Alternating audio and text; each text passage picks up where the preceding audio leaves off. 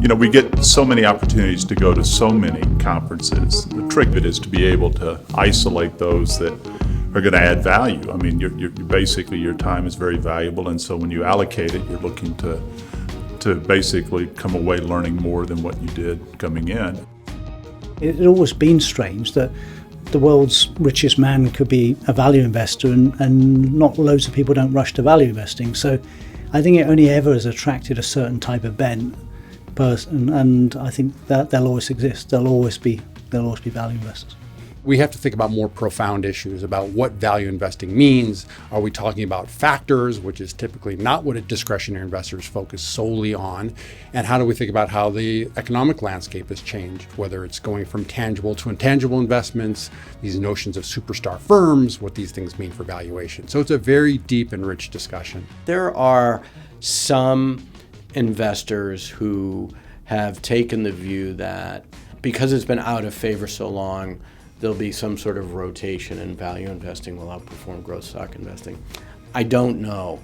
You can never tell what's going to happen in the future. If you look at good quality companies or decent companies and you can buy them with the market volatility at pretty attractive prices, then you're going to do well.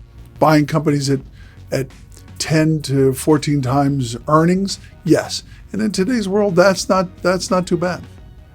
You need to know what your brand of value investing means, what it is and what it means. And we all talk about what a tough decade it's been for value managers or for value. But even in a non-tough decade, the market gives you plenty of reasons to doubt yourself and question your judgment. There are spurts of 5 to 10 years in which growth just runs away rampant and sucks literally the wind and the capital out of the other part of the market, which is where value resides mostly. And that has been going on for 10 years with the social media stocks, the FANG stocks, and then the last few years with the Vision Fund from SoftBank, plowing $100 billion in late-stage venture capital companies with, I would say, questionable scrutiny. So we have a situation like WeWork and even Uber and Lyft. All these companies have performed poorly or were not able to go public. That is a telltale. That's kind of what happened when the tech bubble collapsed, when the IPO started to fail in 2000. If you enter into a recession, equities that are typically considered value stocks are more economically sensitive than growth stocks. So it's this spread between what might happen to a very expensive growth stock where they continue to grow, but they lose valuation because they're growing slower because of the cycle, and what happens to what looks like a low multiple value stock, but if their earnings disappear in an economic cycle, boy, that's not going to be a very happy place to be. So I'm not so sure. I can draw straight lines in both directions. We think about quality and value, but we sort of think about it the other way. Instead of quality at a reasonable price, we think about value at a reasonable quality. As the world moves more to indexing and active management becomes less popular, I look at it this way. It's great for stock pickers, people who like to solve the puzzles, and it's bad for the business of stock picking because active management is less popular.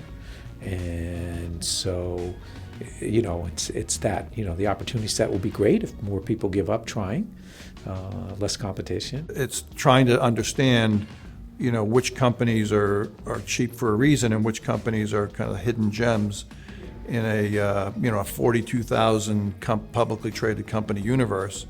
There are going to be a few companies that are just mispriced, and it's our job to try to uncover those. I've been investing in Japan for more than 30 years. The current situation is probably the best investment opportunity in my lifetime. By some measure, it could be the best opportunity since the 1940s. We're in a very low interest rate environment, which means the hurdle rate of earning above your cost of capital is a bit depressed. But if that's the new normal, we have to adjust to that. There certainly seems to be a glimmer of light for a lot of the value investors and the people who are allocating to them. They feel like they've taken their pain this cycle and they're coming out the other side.